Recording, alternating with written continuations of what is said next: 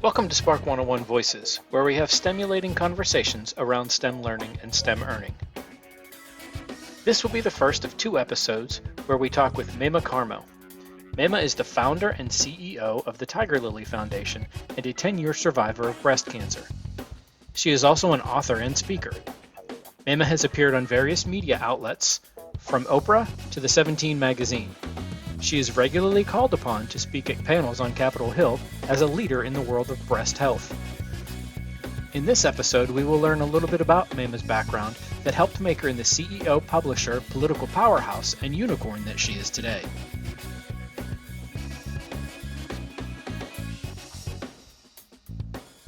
Maimah, welcome to Spark 101 Voices. Please tell us a little bit about your background. I'm from Liberia, West Africa. My mother was a nurse and my father was a commodities trader. And my mother, when people ask me why I am the way I am, I think it's important to share that, who you are is a mixture of nature and nurture. And the nurture part was having one parent was really invested in healthcare. She was a nurse. My mom ran the Liberia's Nurses Association, where she trained women who were indigenous women who were from different, different parts of Liberia, different like townships and communities that were underserved. And so we call that now, right? Before it was just little smaller communities. And they would come to her and she put them through nursing school.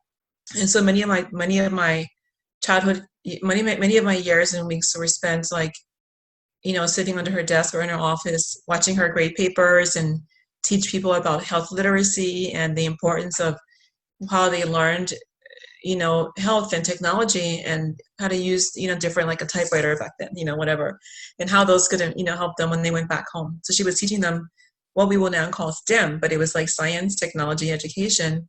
And then of course there's computation, which is math. So it's interesting how we use these words now. And when I look back at where I came from, I literally grew up watching her do those things. And then she'd go to do rounds with doctors at the hospital and take me with her. And I had a little nurse's uniform. And back in the day, they had little caps. And so I would have my little bag with my lunch and my undies and my little change of clothes. And so it's funny, my mom would tease me all the time about one time she was with her doctors and nurses. They were all walking around and someone says, "What's in your bag, Maimah?" I said, "No, you can't see them. I have my underwear in there." I was that young, but I literally grew up in that environment. And my dad, he was a commodities trader, and he would broker deals between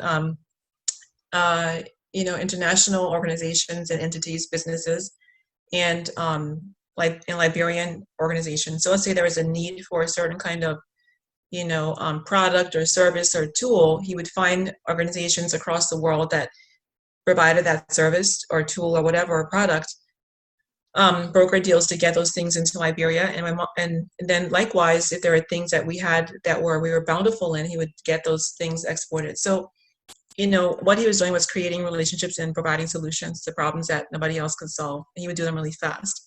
So when you ask, so that was kind of how I grew up. Liberia also it was founded by freed African American slaves. And one of the things that's been beautiful about being from there is that it was one of the only, I think it's the only country that wasn't colonized in Africa. One of the sad things about it is that when they did free the slaves and they went back to Liberia, they freed their bodies, not their minds. And so they kind of replicated what was being done to them here in the States back to people who were, Africans who were natives to the country. And because of that, the country has been in wars, many wars. One, I experienced the first when I was 8, and again at 12 and again at 15. And so in my lifetime before 15 years old, I've seen, guns, tanks, been held at gunpoint. Our home was shot at. I've seen bodies on the floor, a lot of trauma growing up. Our parents really did a good job of helping us to see things forward. So for me, those things, people say, I never thought when people talked about gun violence or, growing up in a place that's unsafe, I never thought about it like that, because they always said to us to look towards the future.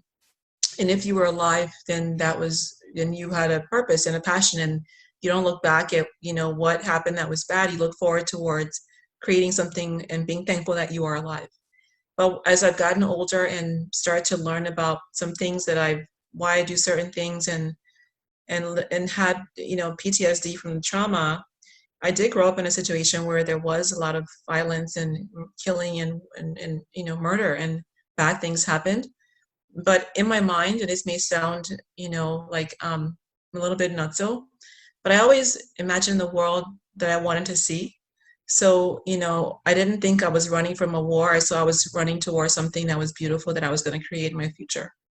And I'm sharing that because a lot of people look at the world they're in as like, I'm in a situation where I'm living in a family with one parent, or, if there's trauma or any kind of need, or there's violence, or there's circumstances around you that are just really difficult, and you think that you can let that overtake your life.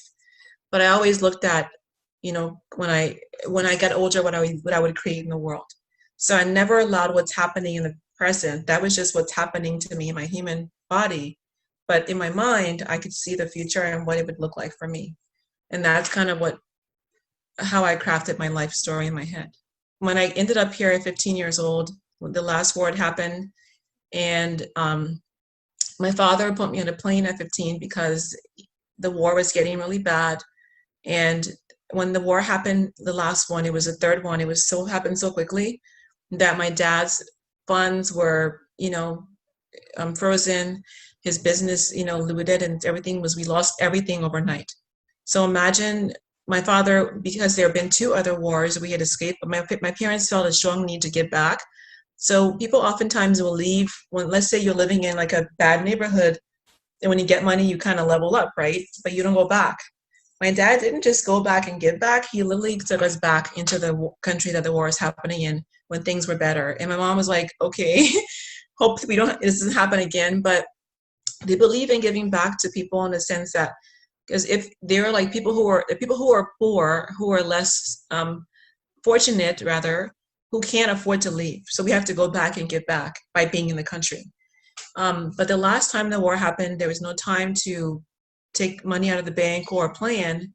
People were, the U.S. government was, and everybody was taking people, airlifting people and getting people out of the country really fast. And so there were a limited amount of tickets and airline seats.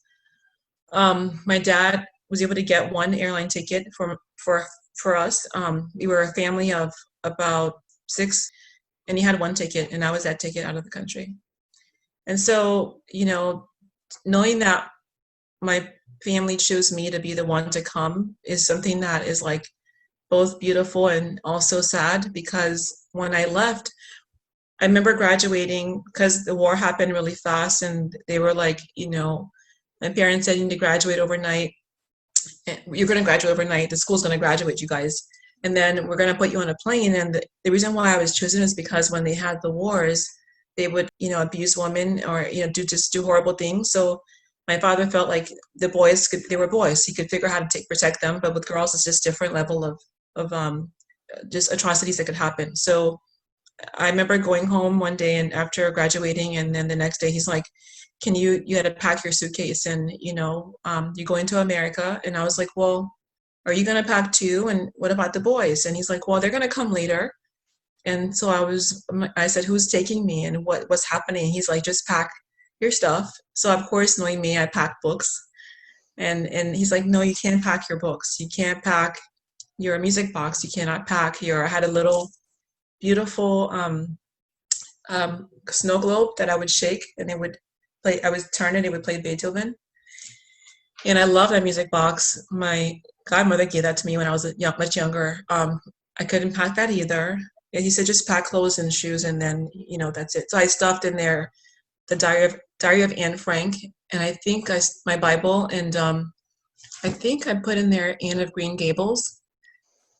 So I remember the time was so traumatic because I was imagine this is before text messaging and paging and cell phones and Facebook and the internet, Twitter, Snapchat, TikTok, none of those exist. And all they do is they have fax machines, and then you have to call a number to get an operator to put you across on a line to get to somebody else's house or whatever, or overseas. And your parents putting you on the plane by yourself for a 15-hour flight. Your brothers who are your babies, you have no idea what's happening. You have no communications back to anybody, going behind, left behind, or going towards. And he gave me some money and a number and said, when you get to America, call your uncle and you'll get to, he'll get you to, to his house or someplace safe. And so much of that trip, I don't remember even up till now. And I don't remember the trip to my uncle's house or how I got to Virginia. But my first memory of being in the States is like at some point walking around. In Reston, they have beautiful trees, and it was around May or June timeframe. I remember walking around, just walking, and there was just a lot of sun and greenery, and they had all these beautiful tunnels that I walk in, and I would just walk and just think and write. But I just had no idea what was going to happen in my life, where I was going to go. My mother was actually here. She'd been sick for a while, so I was taking care of her when I got here. But not knowing where the boys were, if they're going to be safe. And it was a really, really scary time, but then also a time where I really had to rely on my faith. I think that when you're in times of such fear and not knowing, you really have to believe that something bigger than you is going to guide your purpose. And because I didn't know if I would see my father and my brothers again, as the universe would still have it, or God, whatever you want to call your higher power. At some point they all came, and then they were like, it was my mom, my dad, me, 1, 2, 3, 4 brothers. I think my grandma came, and then 2 cousins. So there were 10 people living in a small 2-bedroom house. So I'm like, my freaking prayer came true. Doggone it. And so they came to the States, and then we ended up, my mom was still going through a lot of health issues. My dad couldn't get a job because, he had spent his whole life in a certain career that wasn't really marketable here yet. And but the first thing they started doing is finding a church, and then getting us volunteering and doing things. And my mom was still like figuring out how to, just getting through her recovery processes. And my brothers, it was kind of like I was like their mom because she wasn't really able to mother them yet. So I get them ready for school, get their breakfast ready, on their lunch, get them off at the bus stop, and kind of like I was their mom. And that's kind of how it was the first few years. And the cool thing was that after we got a little bit older, we all chipped in. So we all made money, got jobs, and then whatever you made, someone paid a light bill, water bill, chipped in for the rent, utilities, whatever. I ended up at first getting like 2 or 3 jobs because I was the oldest and I was 16. So I ended up just getting a job in the mall and job doing some part-time admin work here. But I didn't know what my life would look like. But I was just grateful to be alive. I also had this unwavering belief that if I just kind of followed my heart and it was good to people and I tried new things, that my path would be, that God would lead me down a path of where I would find my purpose. And so I ended up, like I said, trying accounting work and doing like back then telemarketing, working in retail. And we had lost all our money, so we had no money for school. I got into like some top schools in the country, but I couldn't go to school because we had no money and we weren't citizens, so we couldn't apply for college loans. And so it was like, tough situation. But you know what? I was still alive and I was healthy. My family was here and I had time to explore life. So whereas my peers were rushing off into college to pursue careers, they had no idea that there was, do I want to be like, they were doing things their parents wanted for them to do, or that their 16-year-old selves thought they do for life. And that's not what life's about. And I knew back then that half of them wouldn't, end up in those careers. So I didn't feel pressed to go into college right away. Plus I was 16. I literally got held back twice. So I was already ahead of my grade. Back in Liberia, when you excel, you get pushed ahead or you can, jump a grade. So I was, I graduated at 15 years old from high school. So I really wasn't in a rush to go to college. And the kids were always a little bit older than I was anyway. But I also knew that what was happening in my world were things that I wanted to just kind of let set in a little bit. And I wasn't in a rush to kind of be an adult just yet. I was already an adult in many ways. But I knew that for some reason, my heart and soul just knew that I wasn't in a position of knowing that whatever I studied in school would be the thing I do the rest of my life. So it was okay to work and settle in and go to church and volunteer and meet new people and just kind of, just enjoy being alive. So over time, I ended up trying different things out, met some amazing people, made some friends. And I was always like I was always doing like pushing the envelope and trying like being daring. My parents were like, you're like off the chain, because I never kind of would like fit into a box. But I didn't want to fit into a box. I wanted to be extraordinary in my own way. Um, my friends now call me a unicorn because I just kind of always am. I literally don't follow anybody else's drum, and I don't care. I do what I want to do, and that's just my life. So over time, I ended up, saving up money, going to school and working part-time. I worked for a company called Nextel, and I finished college when I was there. My boss told me at the time, he's like, "You're too good to be my assistant. You need to be running your own business at some point. So I'm going to show you how that's done." So he literally helped me to. So by the way, I majored in communications because I realized that if you can communicate effectively and market effectively, or I also did a lot of studies around psychology and conflict resolution. Those things are things I could support you in any field you do. So I'm like, I got to get through this freaking college thing. So I'll just do things, learn tactics and tools that can support me. So I study like mass media and things like that. And those things have all served me tremendously in what I do, but I didn't know what I would be doing for a long time. So finished school, went to work for Nextel, but I went to work for this guy because he was the head of supply chain. And as the head of supply chain, you literally had tentacles in every single part of the organization. So I picked, people say, why would you work for a guy's secretary after you get a degree? Well, I wasn't a secretary, I was going to be the boss. And I knew that. So I went in there knowing that I would learn about, he was the vice president. So he was directly working with all the other VPs and other divisions, and they worked directly for the CEO. So I had access to all the executives for the company, all this in the CEO and their secretaries who actually ran their offices. And I learned about how to build an organization and about infrastructure and about technology and about thinking out of the box. And, even like Nextel is no longer really in business, but they had those first like chirp phones, they were like the big deal back then. But I learned about innovation, and how people have to, who do you gravitate to? The ones who say, this is what it is and that's it? Or people that think like, this is what it is now, but what's going to be next? So all those things I'm sharing is because they shape the way of thinking, the way I think now. And so after learning a lot there, he told me, you need to leave now because you're done. You've groomed, you're ready. And he's like, I said, well, I don't know what I want to do yet. He's like, go manage programs, go talk to people. And so I ended up getting a job working for a pre-IPO company that was getting the shelf onto the market, onto shelf. So I went in there, and by this time I'm good at talking and selling anything. So I go in there as an intern doing PR, and then I PR/marketing, and next thing I'm like managing a division in like India, which is super cool. But it was all about thinking on your feet, thinking ahead of the game, looking at the next step, thinking out of the box and imagining what's not even yet done. So worked there for a while. And for those who are listening who don't know what a pre-IPO is, it's companies that are, they build themselves up to the point they can sell the company and go public and make a public offering. But at that time, just before they went IPO, the market crashed. So literally I'm at my desk one day, and then the lights are like, well, I think my internet went down. I'm like, oh, like what is happening? And then the guy who was in HR, his name was James. I'm like, yo, man, like, is this really happening? He's like, yeah, I think, yeah. He's like, I'm not saying it yet because I can't say it, but yeah. So we were all let go. The company, at some point, things changed. The staff was let go. And then I was laying in bed wondering, like, what do I do next?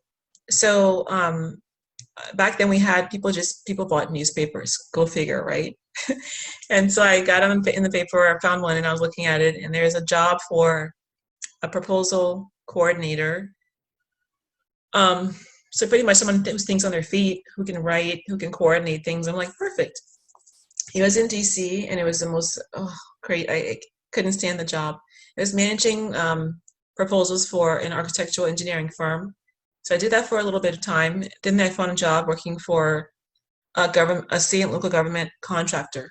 So the cool thing about that job doing proposals is that you could be creative about your ideas of how to win, how to sell, pitch, and innovate your ideas so you won the contract as opposed to the other person. So even though it wasn't a communications type job, I could use my skills in that field. And I got to work on some projects like the MLK Memorial that's now built. My company I work with helped design that. The convention center, they built that. They worked on that too. So there are things that, again, when your mind's open to just exploration, there are things you can do that are just so ahead of what you're going to be, right? They're leading you towards your purpose. I met, Marion Barry at the time and other leaders that were influential in helping us shape, really beautiful projects, at the National Art Galleries and so forth. And so there are things I got exposed to that, because I was open-minded, that was really helping me to get towards my next step. So that job was great, but then it was like I was living in Centerville, going to DC. It was an awful commute. So I ended up leaving the job and going to work for a company called Maximus that did, at the time, state and local government contracting, helping them do proposals. And so that was really awesome because I got to be creative. They did stuff with like welfare to work and helping families that were in need of support and so forth. So it was like human services work, which I am a heart-based person. So I could work on programs and proposals that would create innovative solutions for women and families that were in need, and school systems and so forth. So I worked there for a little while, and I began to kind of really be more confident in my skill set in terms of communication, asking for what I wanted. And I began to see my creative mind open up, right? And I had really cool mentors that believed in me. And so I learned really fast. And so at some point after a couple of years, one of the guys who worked there said, "You've outgrown this job." And I've been hearing this whenever I work, "You've outgrown this job." And so he's like, "You should apply for a job doing federal government contracts." And I was like, "No, it's too complicated. I'm not trained for that yet." He goes, "You're fine. Just apply for the job." And I was like, "No." And the guy's name was Bart. So Bart goes and applies for the job for me. And they call me and I'm like, and they're like, "Yeah, when you want to come in for an interview?" I was like, "Oh shoot, like what? Oh my God." So I'm like, "Oh my God, I'm gonna kill Bart." So I go in there for an interview and I know zero about government contracting, but I Googled enough where I could learn how to speak the terminology. Not Google, did I Google? Yeah, Google was out then. Yeah, I'm dating myself. And I searched enough. And so I knew what to do, I knew what to say, and I got the job on the spot. So I literally, my salary went from like really low salary to like over double in like 2 weeks. What was really cool though is that my boss was so wonderful. Like he knew I was a young woman. While I'd been there, I actually had my daughter. I was became a single parent. But again, that never stopped me. People were like, "Well, you're a single Black mother. Like you're a statistic, or you're not gonna." I'm like, "You're gonna be a statistic, not me. You don't know who you're talking to." So like my daughter being her mom it propelled me to be better and stronger and to look at my preconceived ideas or limitations of myself. And so getting the job where I was getting paid like, I don't know, $35,000 going to like 80 something plus overnight was like a huge deal. But I didn't want to be a mom that couldn't take care of her child or had to ask somebody for support or, so I was like, if I have to do that, then that's fine, but I can do whatever I need to do for my child on my own. And so I've always had that independence about me where I want to be able to do what I need to do for myself without asking for help if I don't need to ask for help. My father always said to me, you shouldn't have to ask anyone for anything because you're capable of everything. And so it was more, I always had that mindset, not if I don't need anybody else, but I don't want to need somebody else to give me what I need. I can do all I can. I can manifest whatever I want. So this job literally came to me through a friend, but it was our friendship that made him think that I could get the job in the first place. So I'm sure you're seeing the idea of manifestation, right? It's like you make a connection here, you're awesome, they love you love them, you support them, support you, and then things just magically happen. So I got the job doing government contracting, and it was amazing because I went from living with my mom, being a single mom, to then I bought my first house. I had a beat up old car. It was like my brothers laughed at the car. The car, it was like it had dents in it, hubcaps missing. It looked like a rolling trash heap. It just looked horrible. Like you could spot me like miles away.